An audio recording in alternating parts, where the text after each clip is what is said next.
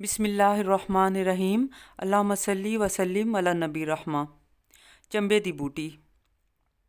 मैं staff room में बैठी बच्चों के पेपर चेक कर रही थी कि अचानक क्लास 9th का तालिब इल्म नवीद शहजाद मुझसे इजाज़त मांगकर स्टाफ रूम में दाखिल हुआ।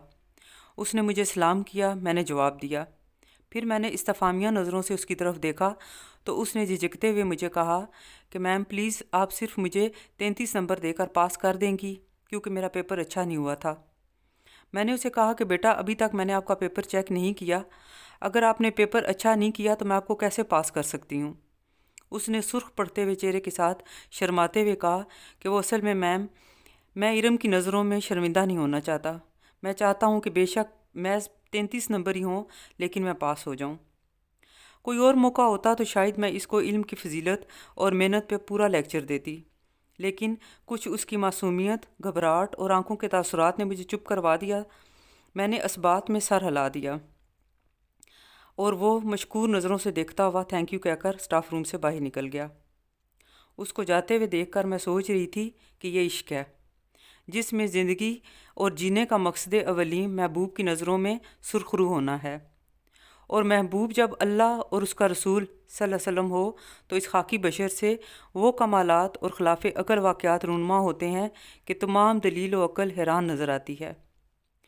फ़ैरोज़ुल लुग़ात में मोहब्बत का रूट वर्ड हब हे बे से है, जिसका मतलब दाना, तुख़म या बीज के हैं। हुब से मुराद मोहब्बत, उल्फत या प्यार के हैं। इसी से लफ्ज़ हुब्बुल वतन है, मतलब वतन की मोहब्बत। हुब्बुल वतन मिनल ईमान, वतन की मोहब्बत ईमान का जुज़्व है। मोहब्बत से मुराद वो बीज है जो अल्लाह के हुक्म से दिल की ज़मीन पे लगाया जाता है। जिस तरह ज़मीन में कोई भी बीज बोते हुए हम उसकी अच्छी तरह गोडी करके उसे नरम करते हैं और फिर बीज बोया जाता है, इसी तरह अल्लाह रब्बुल इज़्ज़त इंसान के दिल की ज़मीन को आजमाइशों की गोडी से नरम करता है। जब दिल की सख्ती ख़त्म होती है तो तभी इसमें मोहब्बत का बीज फलता फूलता है। सख्त दिल में सवाए खुदगर्जी और मकारी के कांटों के कुछ नहीं उगता। अल्लाह ताला ने कुरान पाक में दिलों की किस्में बयान करते हुए फरमाया कि कुछ दिल पत्थर की तरह होते हैं कि उन पे बारिश का पानी रुकता नहीं और बह जाता है। कुछ दिल इतने बारावर और ज़रखेज़ होते हैं कि सिर्फ ओस से ही इन पे खेती उगाती है। सूरह अल बकरा में अल्लाह ताला ने फरमाया कि कुछ लोगों के दिल की मिसाल पत्थर से भी बदतर है कि पत्थर अल्लाह के खौफ से गिर जाते हैं और उनसे पानी के झरने बहने लगते हैं।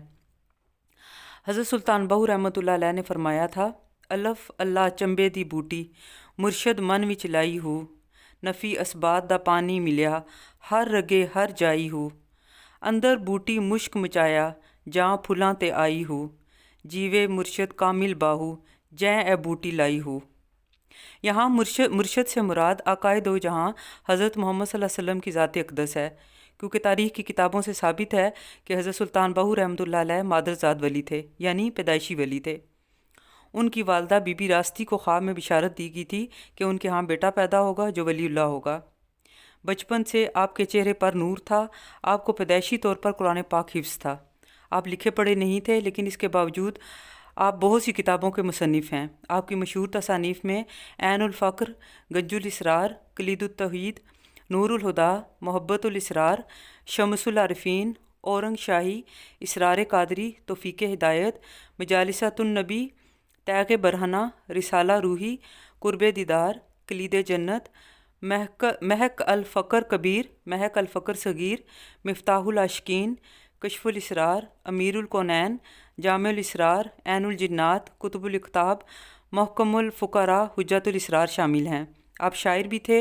दीवाने बाहू और इबियात बाहू आपकी यादगार हैं। एक जगह फरमाते हैं, उन लोगों पे ताज्जुब है और अफसोस है कि खुदा फरमाता है फ़फ़िर्रू इलल्लाह, लोगों खुदा की तरफ आओ, मगर उन्हें खुदा की तरफ आना क्या मानी, वो इससे भागते और गुरेज करते हैं।